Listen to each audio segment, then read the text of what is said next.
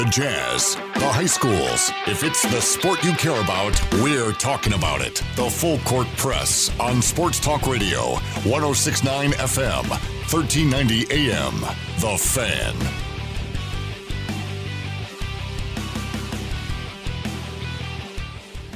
Yeah, right over there. Do you need me to, trade you places? Do I need to take control of the controls? Riddle me this. Who had a worse start, the Aggie offense or Ajay Salvesen here on the Full Court Press?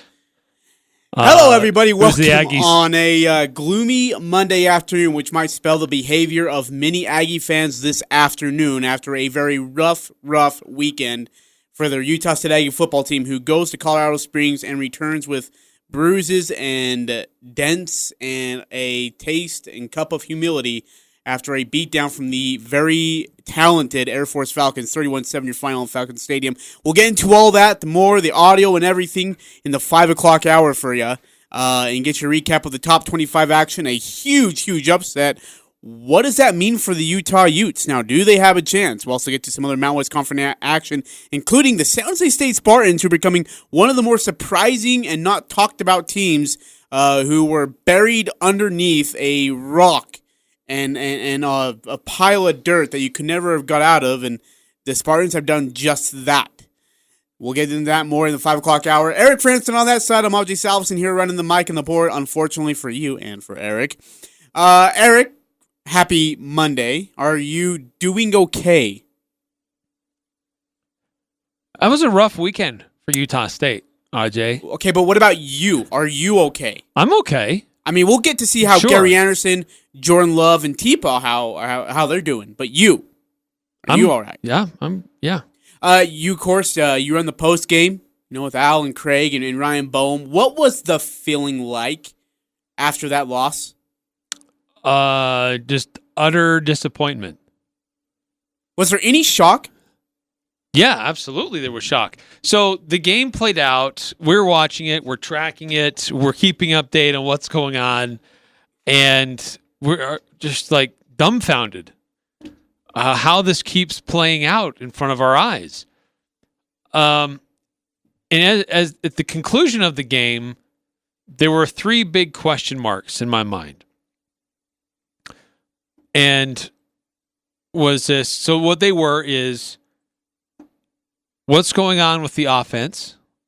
Is this an offensive coordinator's problem in not running an offense that's going to work? 2, what's going on at the run defense? I thought this run defense was much better than what we saw Saturday night. And 3, why in the world did Gary Anderson, as the head coach, never take a timeout? He had 3 available in the first half. He had 3 available in the second half. Never once did he take a timeout to try to reset his guys, to try to get all rallied and excited about, hey, let's get them off the field on this 3rd and long. Those were rare. 3rd and longs were rare for Air Force to be in, but there were a couple of times when they were. Those would have been opportune times for him to gather the team together, rally his defense. They're like, come on, let's get these guys off the field. Let's give our offense a chance. He never once used a timeout. He walked the sidelines looking like, this wasn't my term. I've heard a few other people use this term, but I think it's appropriate. He was looking like a zombie. I'm sure, I don't know what was going on, but I am concerned by what's going on the sidelines more than what I am seeing on the field. You'll find out why with Eric Frandsen and myself here in the 5 o'clock hour. Get to all your Aggie talk that you need. Give you a chance just a little bit longer to breathe, relax, cool down, all of us. And I mean all of us. Meanwhile, in other places where even more hysterical things were going on for a team that was looking pretty good for a little bit until games 4 and 5. More recently, game 5. Here's a 2-1. And Alvarez lifts it pretty deep to center field. Robles is racing back, still going back, looking up. See you later! A 2-run home run for Yordan Alvarez. Now delivers. And that ball's hit well. Left field, high and deep. That's got a chance. Gone! Carlos Correa with a 2-run shot. Now the 3-1. And Springer hits it in the air deep to left field, and you can kiss it goodbye. A 2-run home run for George Springer and a 7-1 lead for the Astros. 1-2. Ground ball left side. Bregman to his left. He gobbles it up, slings it over to first in time, and that is the ball game. The Houston Astros are one win away from a championship as they defeat the Washington Nationals 7-1 tonight. Go up 3-2 in this World Series as the Astros make it a clean sweep in D.C. Wow. We've had 5 World Series games and not one home team is taking care of business. This is incredible. Eric, when we walked out of here on Friday night, I thought for sure the Nationals get at least one win at home. They get nilch. Nothing. Nada. Where do you give the credit? Where do you start with this, man? I don't know where to start with this because earlier on, pitching has had its moments, but it hasn't been. Last night pitching was great. Garrett Cole rebounded. He had a nice night. But Max Scherzer wasn't able to go, so they had to go to somebody else, and that somebody else, Ross, didn't turn out to be ready to go. Yeah, 2 of the games in Washington were bullpen games. This has been such a crazy series. I didn't realize the history was not on the side of the Nationals after they won those 2 games in Houston. The other times when that has happened, the road team when they swept the first 2 games, they have always lost the series. Yeah, and I didn't realize that until the other day. And we're seeing it play out in front of our eyes again, that it could happen yet again. All they needed was one, but they had the chance to wrap it up at home. They're not going to get that. The series is now shifting back to Houston, where they could wrap it up tomorrow. Yeah, it could still be Houston in 6, even though the way it started, I thought, oh my gosh, maybe the Nationals are going to get this one. When Houston played at home in those first 2 games, they were outscored, Eric, 17-7. So how do they respond? Well, they go to D.C. and they outscore the Nationals 19-3. In 3 baseball games, 19-3. Incredible. What an absolute beatdown and a clinic put on by the Astros, who, again, didn't have to face Scherzer for Game 5. He had an irritated nerve in his neck. He wasn't ready to go, so he was a scratch about 3.5 hours before game time. In comes Joe Ross, the emergency starter, and Joe Ross finds that Alvarez, Carlos Correa, and George Springer, and by the way, Correa and Alvarez, who are facing those 2 ugly slumps, get early 2-run homers, push this thing in the 4-0. When the Nationals have finally scored their first run, this thing looked like all the momentum was on the Astros side. Now, on the other pitcher of this, and I no pun intended when I say pitcher, but the home plate umpire was horrendous. Oh, he was horrible. Really, really, really bad for both sides. But I feel like the Nationals really got a hose on a couple of calls when they could have some momentum going. Right. There was looked like it was a strikeout. Oh my gosh. Yeah. And he didn't like how the catcher, and I can't think of his name off the top of my head, stands up to toss the ball back to the infield to toss it around. And he didn't like how he stood up. Which I don't like that. Oh, nope. That wasn't a strike. I don't like that. If it's a strike, he's not it's showing a strike. Him up. Yeah. The catcher knows when to frame it and hold it. For robots here, when you pull stunts like that. The catcher. The other thing that makes a case for robots is when you're an umpire and you talk about getting out AR-15s and shooting up people. Yeah, that's also a huge issue. Come on. So Major League Baseball, clean house here. Here's my problem with all of this: is that not only do you, as a catcher, you're gonna, when you get a pitch and you know it's like on that borderline, you're gonna just stick it, hold it, right? You're gonna hold it and see what his call is gonna be. If you can frame it nicely, it's a strike 3. Sometimes you don't get that call, but when it's right there and you know it's a strike, and the batter knew it was a strike too, you're gonna throw it. That's just, dude. You're not gonna wait for the catcher to hear 3. You're gonna hear it. You're just gonna go. And the fact that this guy had that big of a grudge against that was amazing to me. Now, on the other side, the Astros were also victimized by which should have been a strike 3 call. It was on the corner, beautiful pitch by Cole, and got him on strike 3. Ends up being ball 4. Now, nothing comes out of it, so it's no big deal. But what happens is when they don't get that call for Nationals, it turns into 2 more runs, and this thing's over. Like, it was over. Yeah. Sales were just gone. There was no air left in them. And for Davey Martinez, hey, look, rough calls and rough night from the umpires, but we're not going to blame them. I will not ever sit here and criticize an umpire. I've known Lance for a very long time, and he's really good. And that's all I'm going to say about it. I'm not going to sit here and I know there was some choice words, but that's just in the heat of the moment. But like I said, they're all doing their job, and they do it really well. That's why they're umpiring the World Series. That is, I'm not going to call it class, because it's just me avoiding a fine and a suspension. Because he knows if he goes after him, then things are just going to get worse, and it's not going to be, it doesn't do any good. So he's going to hold his tongue, but my gosh, he went after him after that. I loved it. This is the World Series! Come on, man! Yeah. Now, granted, biggest stage for baseball. You got to do it right. I told an umpire he should go get a job at McDonald's, and I got thrown out. So umpires can be really sensitive. Really, really sensitive. All right? Sometimes they forget their big boy pull-ups, and they go out with the diapers, and it doesn't feel comfortable, and they hate life. Now, well, look, in baseball, they are the thinnest skinned of any athletes. Yeah. Joe West is horrible, man. Any sport. And I'm not just talking umpires. I'm talking as a sport and athletes in the sport. Baseball players and that league overall, they have the thinnest skin. Yeah. I mean, they have so many unwritten rules that if you violate it, it's like, oh my gosh, I got to throw at your head, and we're going to come off the bench, and because you didn't turn the right way or you didn't look the right way when this certain thing happened, and I'm so offended. So that's just baseball. But for Mr. Manager Martinez, they're not out of it yet. In fact, he's pretty confident. Maybe. So confident he doesn't want to even say how confident. Where is this? I truly believe these guys will get after it again Tuesday. And I told him, I said, I know we're going to go 1-0.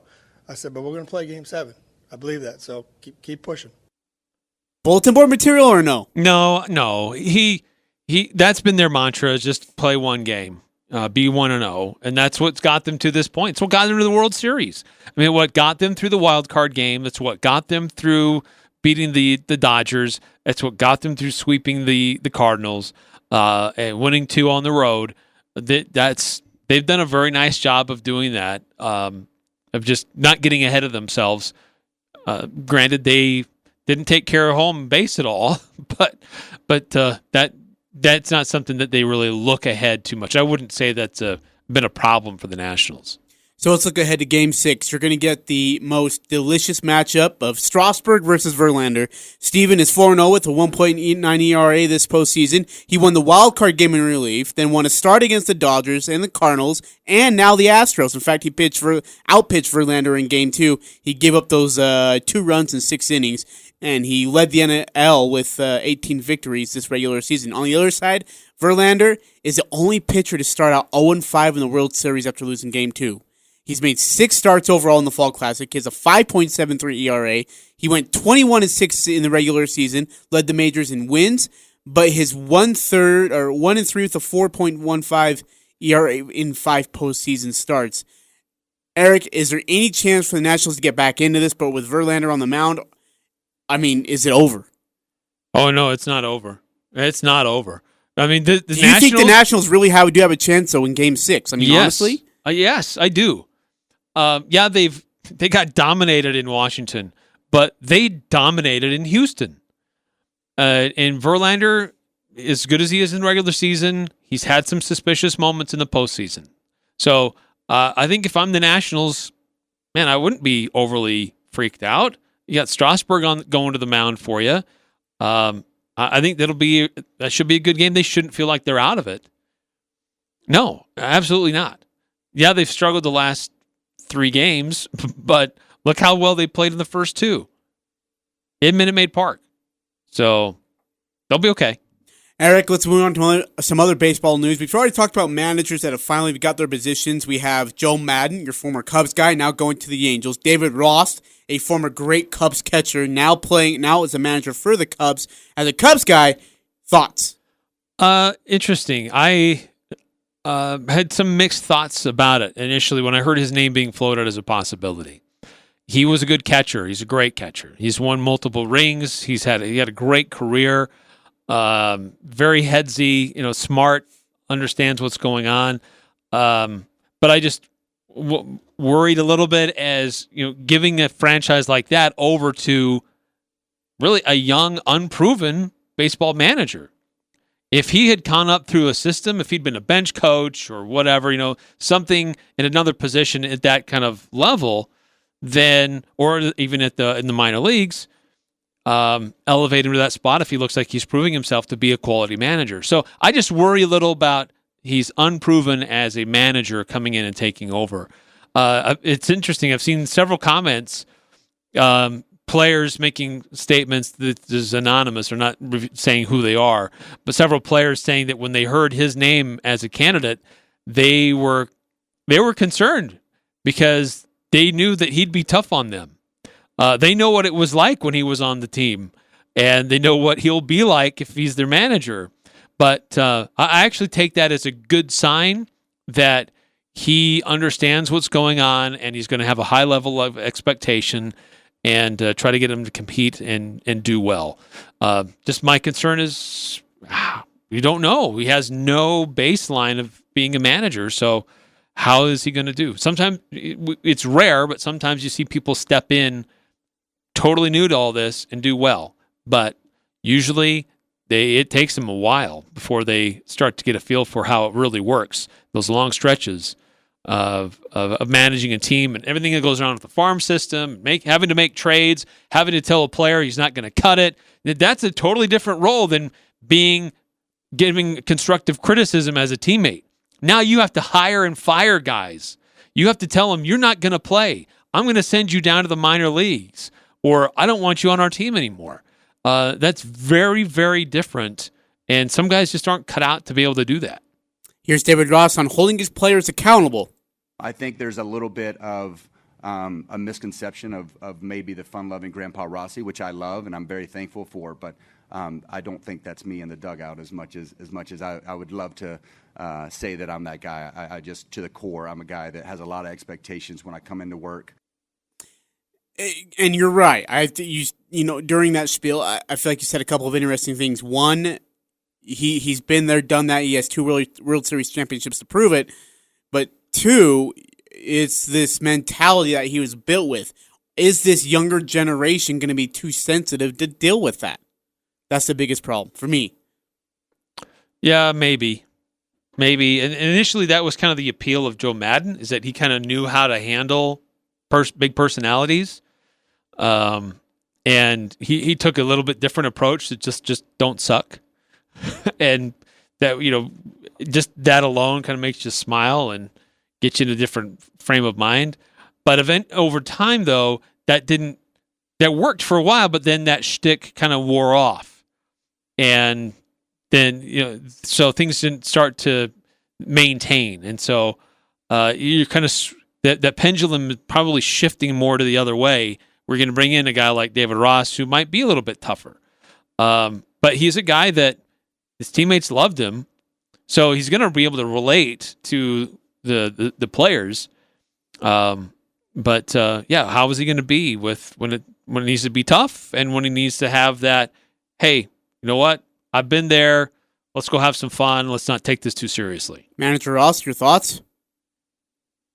I'm going to be a manager that wants to watch the game and see how it plays out. I don't think that I'll be this guy that bunts all the time or doesn't bunt. I'll be a guy that, walks a guy every time with a base open, or sometimes. Well, I think I'll play it as I did in the play when I sat in the seat as a player. You're still managing from a catching standpoint. So watch the game, see how it plays out. I think managers that kind of go in with a preset notion sometimes can get in trouble. So I'm going to watch the game, let it come to me, feel my way through it. I'm excited to actually figure out what that looks like.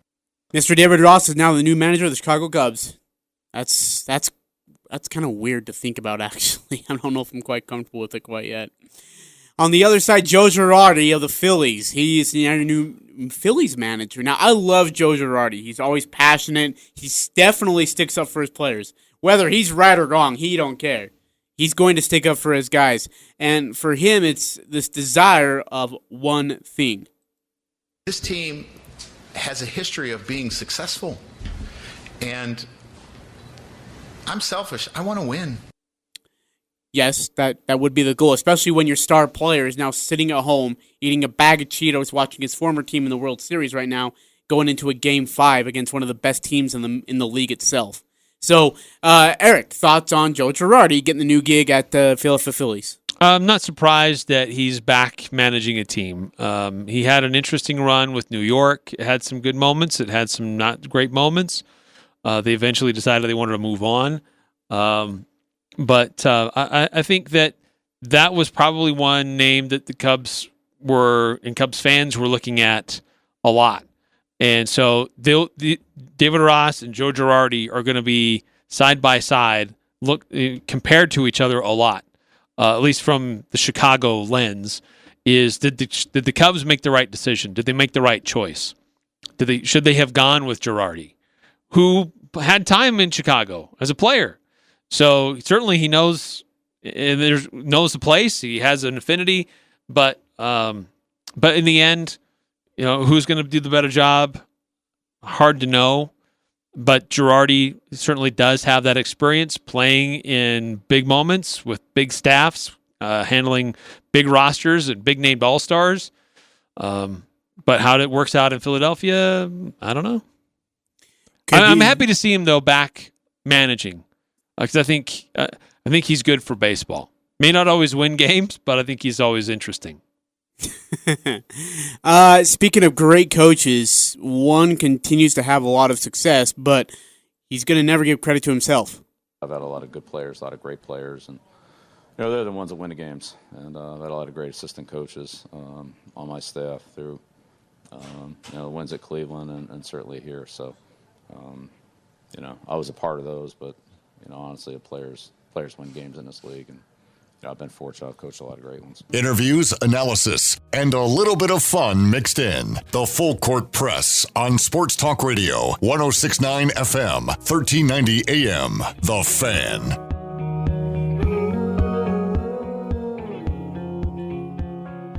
Eric Frandsen, Ajay Salvesen here on a Monday afternoon, 10:28 your time, in a very cold day here in Cache Valley. Currently 31. Your low is going to be 10 tonight. Don't leave your windows open. It's going to get colder.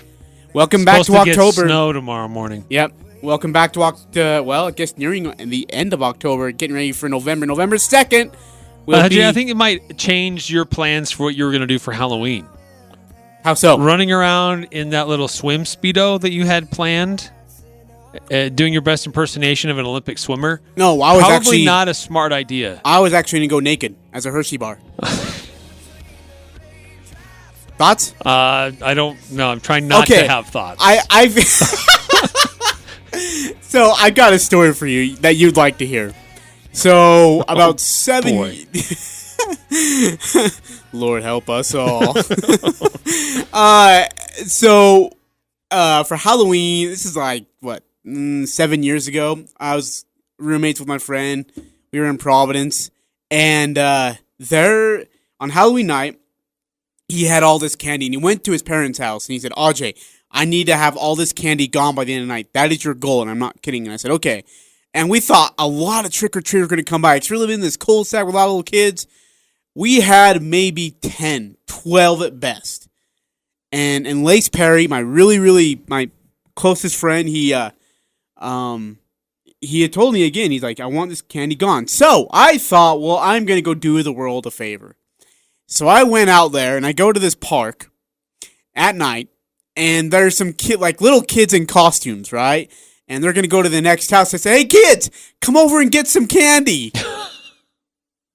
That doesn't sound very good. No. And so they're like, okay. So there's 5 kids that take a dead sprint over to me. One was dressed in a Ninja Turtle suit. A gal was dressed like a princess. You had a kid who was a ninja fighter, and you had another kid who was Spider-Man. So all these little kids, and they all take a dead sprint over to this stranger, which is me, dressed in a black hoodie and shorts. And then all of a sudden you see the dad, what are you doing, kids? I was like, oh, hey, Dad, I'm just giving away free candy. In a park, wearing dark clothes. At night, on Halloween. Had it not been Halloween, that would have been even more freaky. Oh, man. Hey, speaking of freaky, no one has a better costume in the NFL right now than the defense of the Patriots themselves, who have nicknamed themselves the Boogeymen. And for good reason why. Again, they do it. This squad has been absolutely unbelievable in the first 6-7 weeks of the NFL season, Eric. Okay, so a week ago, we got pretty animated. You owe me apologize. No. I don't. Yes, you do! I don't owe you an apologize. I don't even know what that means. It's an apology. It's when you say sorry. But I was critical of the Patriots, saying, yes, they look good, but they haven't really played against anybody good, with the lone exception of the Buffalo Bills, who at the time only had the one loss. And so I thought, okay, they look great, but look at the records of everybody they face. They're all garbage. The Browns aren't really that great either, but I will concede what the New England Patriots are doing with their defense is pretty amazing. They are dominant, just flat out dominant. You mean because of plays like this? Mayfield from the gun takes the snap, hands it off to Chubb, runs it to the right, nowhere to go. He is swallowed up and the ball is loose. Picked up by the Patriots on the run down the left sideline of the end zone. Dante Hightower, touchdown Patriots! By the way, that was the second of 3 straight turnovers on 3 straight possessions of 3 straight plays by the Browns. Welcome back, Cleveland. How do you do? Yeah, they look good. I mean, they still, now that they've gone through the Browns, the next stretch here of games that they're going to have, it's a much stiffer test for New England.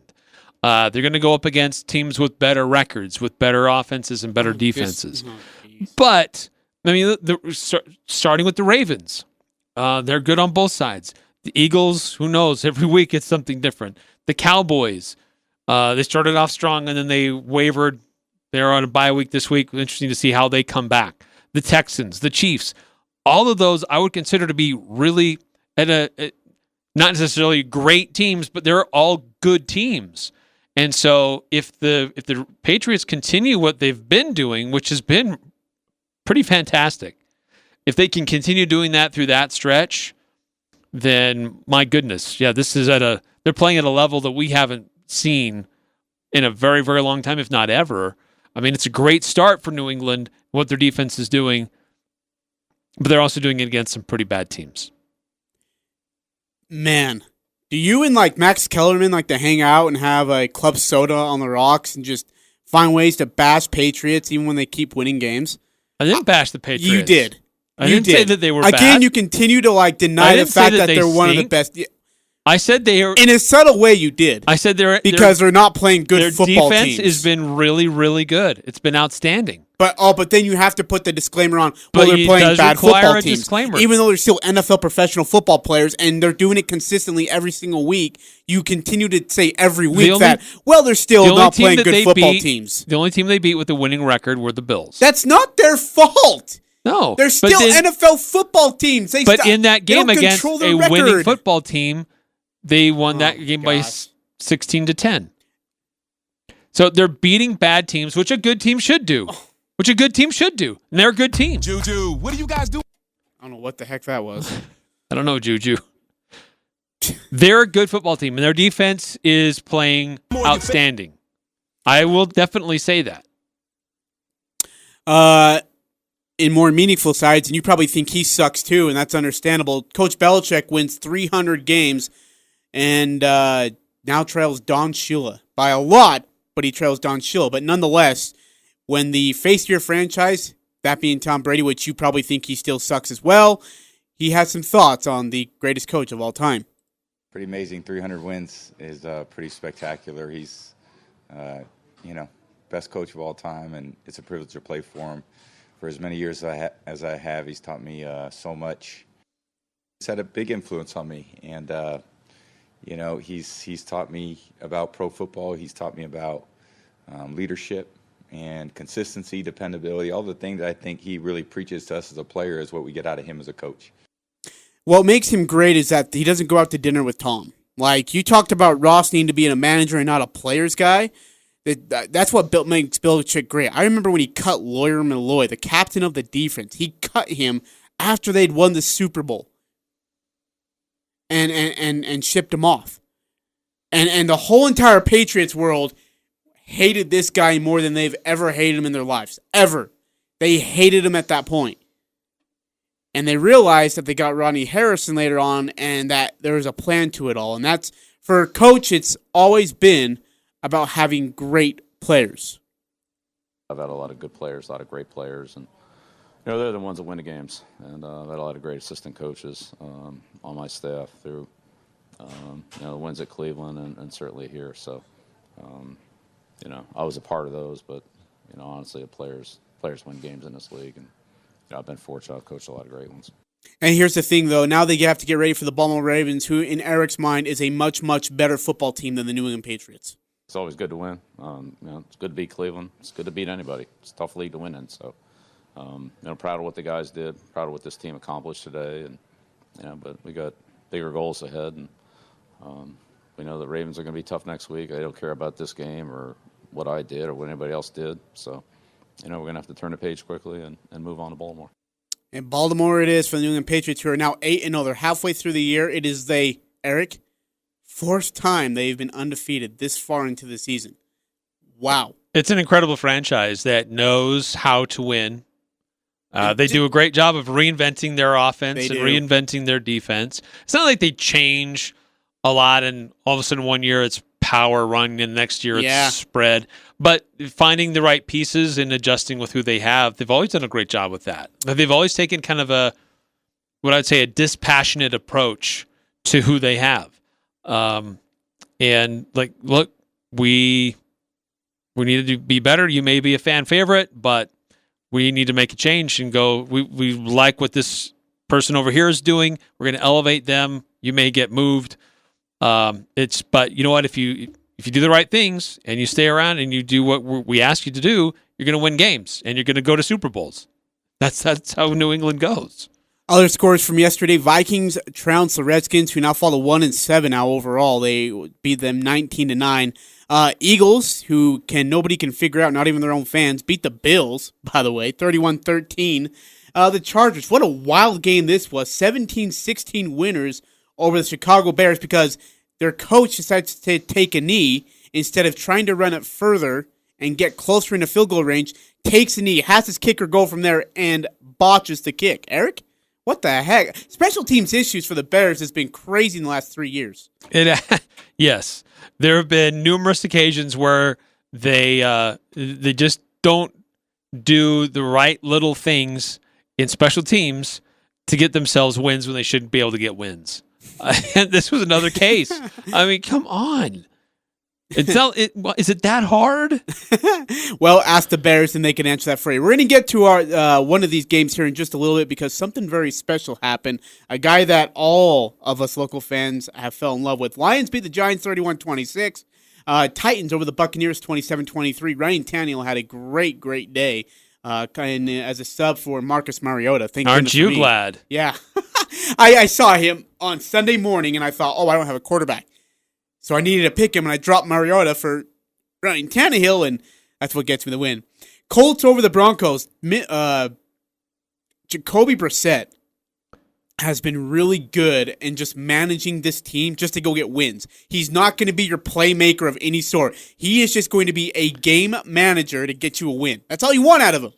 Look, I have to hand it a lot to what's going on with the Colts. I mean, right before the season begins, right hands up. Your star quarterback says, "I'm done." Like you've had him in preseason. You've been working out with him. He's your guy. He's a good character guy. You know, there's no real reasons to not like Andrew Luck. And then, right before the season, he says, "You know what? I think I'm done with this game," and he just quits. And so everybody's like, what do we do? This could be catastrophic for the Colts. But no, here they are. They're 5-2. They're leading their division. They're one of the better teams in the AFC. By the way, Brady, Brissett, Garoppolo, 21-2 right now overall. Yeah, incredible. What do all three of those guys have in common? They played for the Patriots. Yeah, the Niners are still undefeated. Rams over the Bengals 24-10. Bengals fall to 0-8. They join the Dolphins as the only team that yet still get a win. Dolphins will play tonight versus the Steelers. Are you sure your Steelers defense isn't going to get the 36 points they need to beat you in fantasy? That Dolphins offense is pretty bad. That's a big mountain to climb for ask of your defense. Saints improved to 7-1, 31-9 winners over the Cardinals. Jaguars 29-15 over the Jets. Jets fall to 1-6. 49ers 51-13, and there were national media people picking the Panthers to win that game. Shame on you. 49ers and the Patriots are the lone undefeated teams. Yeah, I don't think many people thought the Niners would be the other undefeated team. I think a lot of people saw what the New England had coming back, who was in their division, the schedule that they had. I don't know if that everybody was thinking they'd be undefeated at this point, but you knew that they were going to have a good start to the season with who they had to play. I don't think very many people at all saw San Francisco as being that team that would be undefeated like this. Maybe some people were thinking the Rams, maybe the Saints, maybe another team here or there, or Green Bay, and they've had good seasons too. But I don't think anybody saw San Francisco. Wow.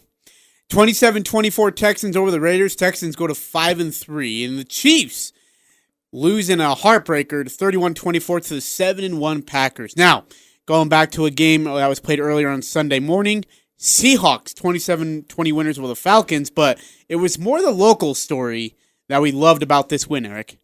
Oh yeah, Bobby Wagner. Certainly, he's big in our hearts. We love Bobby Wagner, the former Aggie, and he's had a great career in Seattle, and they love him there. He's been there a long time. He's won Super Bowls. He's been to other Super Bowls that he hasn't won, but he's stuck around even though other players have left. And on Sunday, he became the all-time leading tackler in Seattle. How cool is that? 985. It was he recorded his 985th tackle of his career. All-time leading tackler. He had 6 tackles. One of those was a tackle for loss. He had a pass defended. He had a fumble recovery and played in all 80 of the team's defensive snaps. And even played on special teams as well. So Bobby Wagner, he has been, there have been times where he has been the definitive best linebacker in the NFL. I think he's still up there in the discussion. But Bobby Wagner's had a great career in the NFL and with the Seattle Seahawks and becomes the all-time leading tackler on Sunday. Yeah, if it weren't for one guy named by the name of Kyle Van Noy, Bobby Wagner would be the best linebacker athletically in the league. You're not going Kyle there. Van Noy continues to hold that mantle and hold it with a very strong grip. All right, we're going to take a break. Coming back, we're going to get to some NBA. Utah Jazz. So that's what it looks like when their offense can make shots. Okay, we'll talk about what we mean here on the Full Court Press. Eric Frandsen, Ajay Salvesen, 106.9 FM, 1390 AM. It's the Full Court Press, weekday afternoons from 4 to 6 on Sports Talk Radio, 106.9 FM, 1390 AM. The Fan.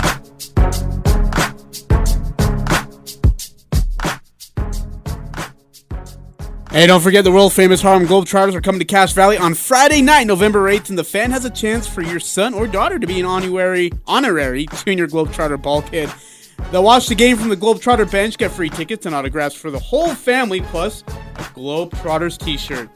And commemorative basketball as well. Sign up at 1069thefan.com. That's 1069thefan.com. Tickets available at ticketweb.com. 1069 The Fan listeners can save $5 by using the promo code SAVE5. That's going to be fun. Yeah, I'm looking forward to... Are you going? I'm going to take my boys. They're all excited. It's coming up not this Friday, but next. So, yeah, get on that. Save $5 when you buy your tickets. And if you have a little one that wants to be a ball boy or a ball girl, we're going to try to help make that happen. By the way, they don't even announce where the location is for this. Ridgeline High School, yes. Is that right? Yeah, Ridgeline High School. Go. Be a part of the festivities. And hope they're fun. They'll be fun. You'll love it. I'm a huge fan of the Globetrotters. I actually went to a couple of events when I was in Salt Lake, and they're awesome. They're so fun, and they're so entertaining. Even adults get into it. They do a great job with their show. Yeah, they get the crowd involved. They get it's interactive. They do some crazy stunts. So they usually have a couple guys mic'd. Crazy stunts, kids. Yeah, it's fun. Don't try them at home. Utah Jazz on a Saturday night get a dominating win over the Sacramento Kings. Final score 113-81 from Vivint Smart Home Arena. The offense looked like the offense everybody expected to see when they first saw this team come together. Led by Bogdanovic, who was 10 of 18 from the field, 5 of 9 from deep. He had 26 points. He was a plus 32. In fact, every starter, Eric, was a plus in the category. Royce O'Neal, he's a starter. He had 7 points. Rudy Gobert had 6 points, 6 rebounds, and 2 assists. Mike Conley had 12 points, 5 of 11 from the field. Good to see Mike Conley make a few shots. He also had 8 assists and 3 rebounds. Donovan Mitchell, 15 points, 6 of 9 from the field, 3 from deep. Eric, when this Jazz team, when they're offensively clicking, they're going to be hard to beat. It's just getting them to offensively click. Yeah, I think the game against the Kings was the best offensive performance we've seen out of the Jazz. Oh, by far. No question. By far. But in the preseason, the big concern was the defense. The defense, win or lose so far this year, the defense has been really pretty good. Even the Laker game, when the Lakers beat the Jazz, they struggled to really get much going offensively.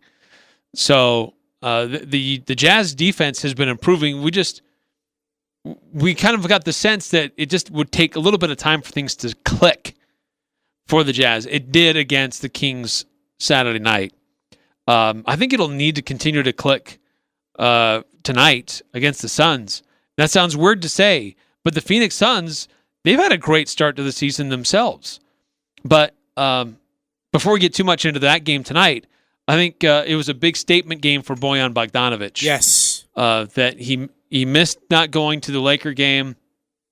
They held him back because of his ankle. Curious to know how much of a difference that would have made had he been there and been healthy.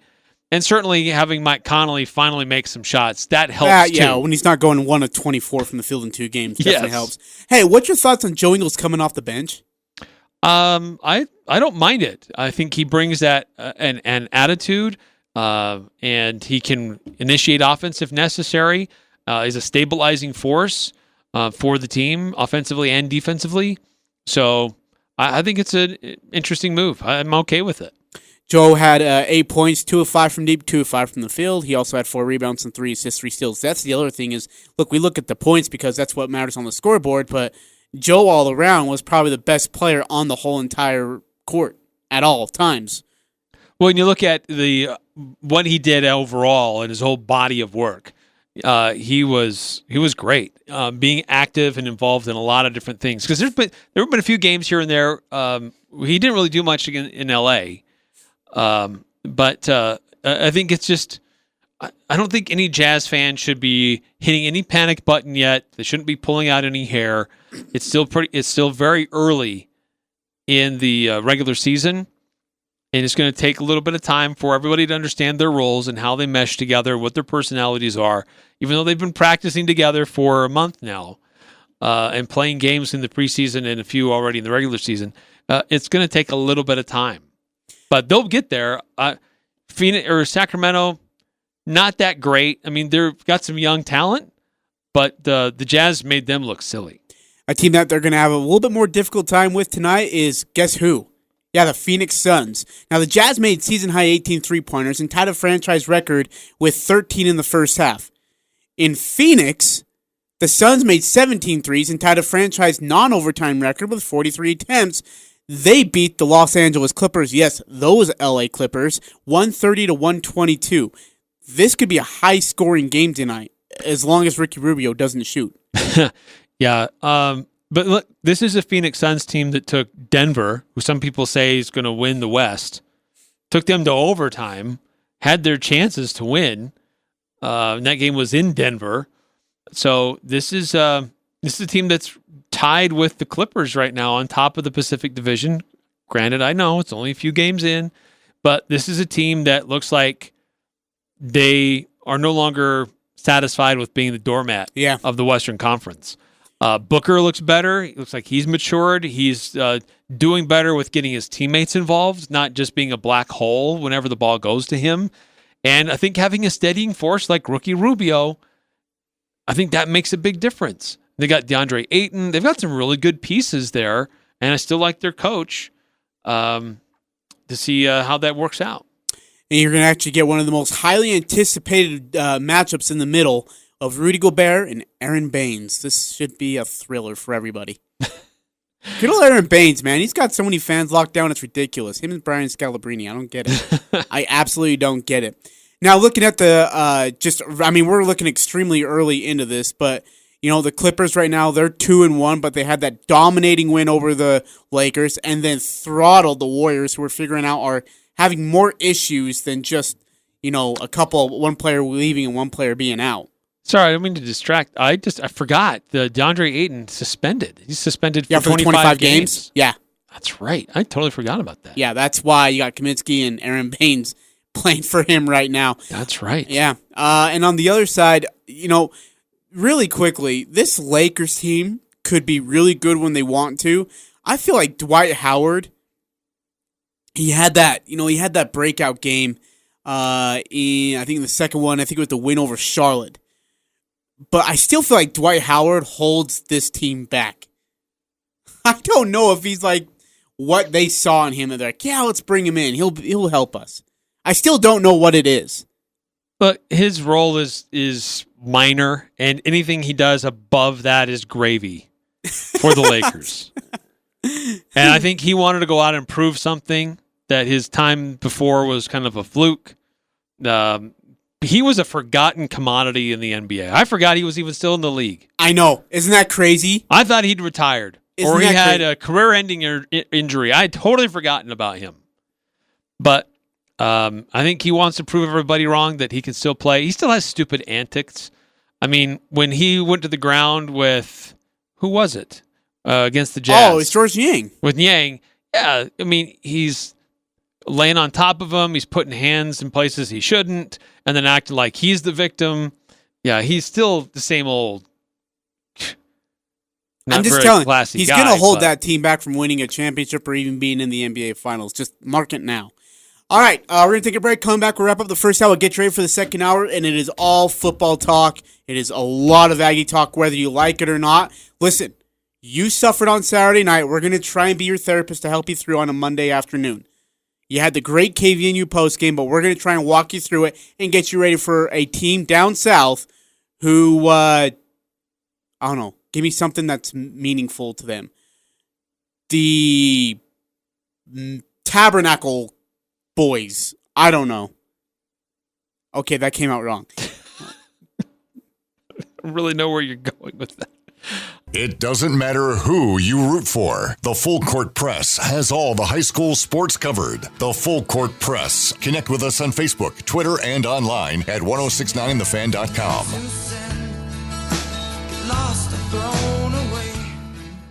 All right, we'll be back for the second hour.